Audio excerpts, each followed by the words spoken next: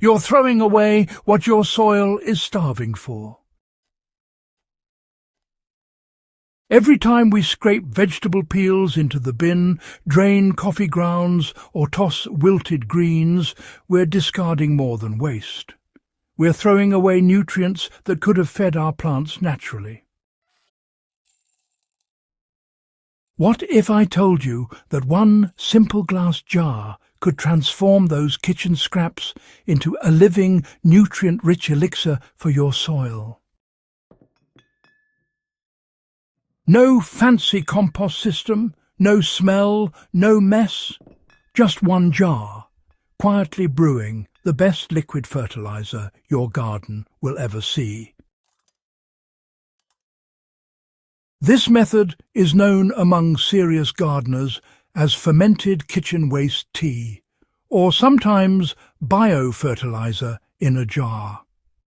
It's honestly one of the most efficient, low-cost and scientifically sound ways to convert your everyday leftovers into a real microbial powerhouse that nourishes your plants from root to leaf.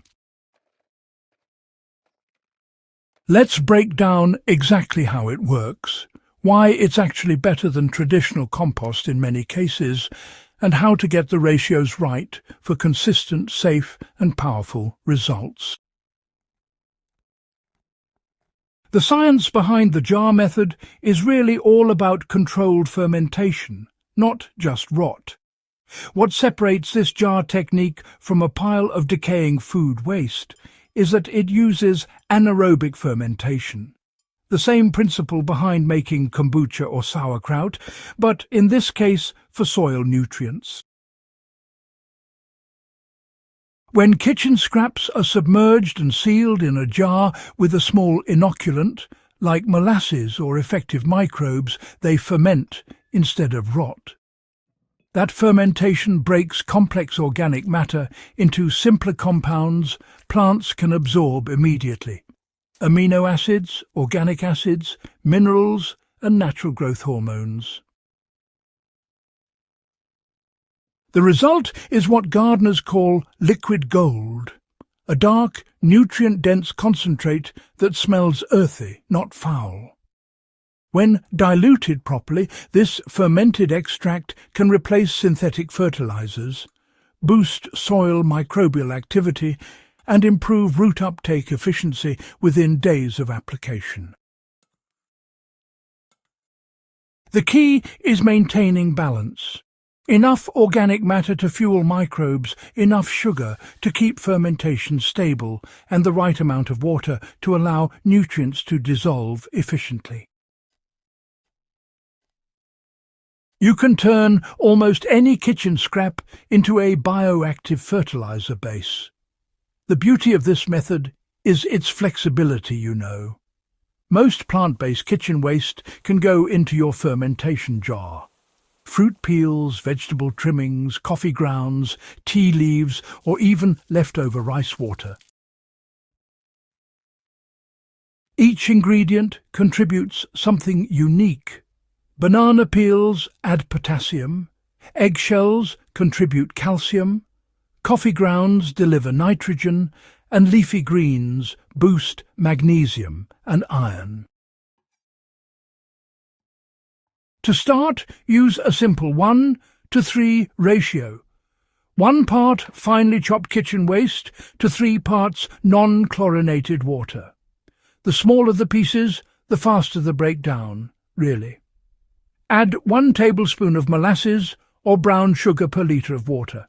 This acts as microbial food, stabilizing fermentation and preventing bad bacteria from taking over.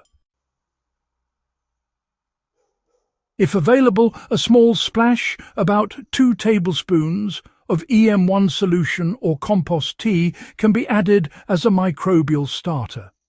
But honestly, even without it, the natural lactic acid bacteria on the food will do the job just fine. Seal the jar loosely so gases can escape, and then store it away from direct sunlight at room temperature. Within 3 to 5 days, you'll notice small bubbles forming.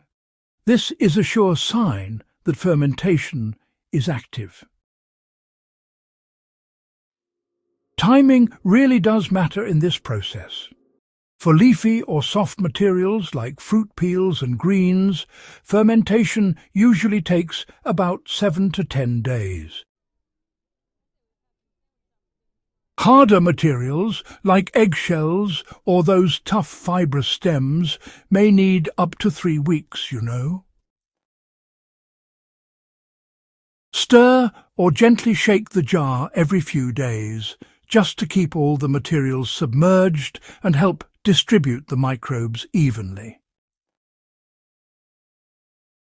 When you notice the bubbling has slowed down and the liquids become quite a bit darker, well, that's when you know the process is complete. All right, so strain out the solids.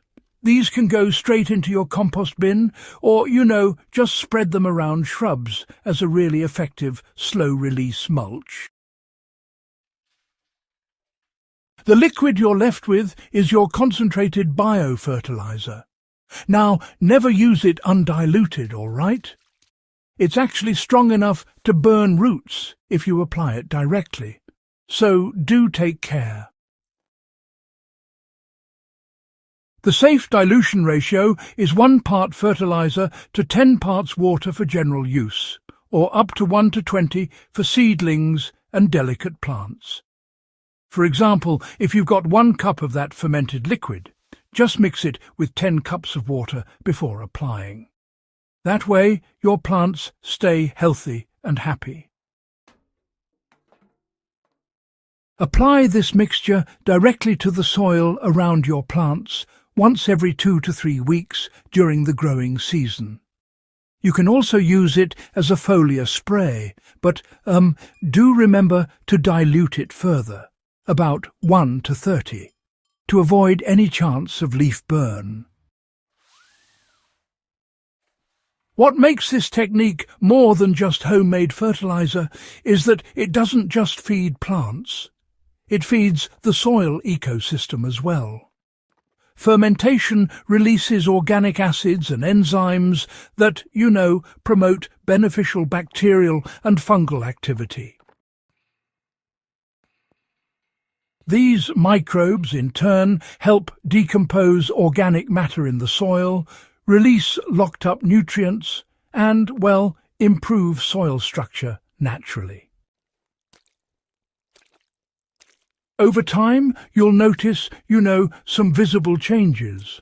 Soil that was once compact becomes crumbly, water retention improves, and plant roots spread deeper. Gardeners who use this method regularly report stronger growth, greener foliage, and honestly, better resistance to pests and diseases. In many ways, this method is like a living compost tea. But, unlike typical compost teas, it's shelf-stable. Once you've strained the liquid, it can be stored in a sealed bottle for up to 6 months, as long as you keep it out of direct sunlight. If you notice a mild sour smell, don't worry, that's just a sign that the beneficial acids are still active. You should only discard it if it starts to smell rotten or putrid. Now, for potassium-rich plants like tomatoes, peppers and roses, you should base your jar mix on banana peels and a handful of coffee grounds. It's a simple yet effective way to tailor nutrients for these plants. For your leafy greens and herbs, consider using vegetable trimmings, lettuce cores, and just a bit of rice water. This combination will help to increase nitrogen, giving your plants the boost they need to thrive. If your soil is calcium deficient, just add crushed eggshells to the fermentation jar. But remember, pre-soak them overnight in vinegar to help release calcium carbonate into the mix. Think of this as customizable composting in liquid form. Each jar, honestly, becomes a targeted feed depending on your garden's needs.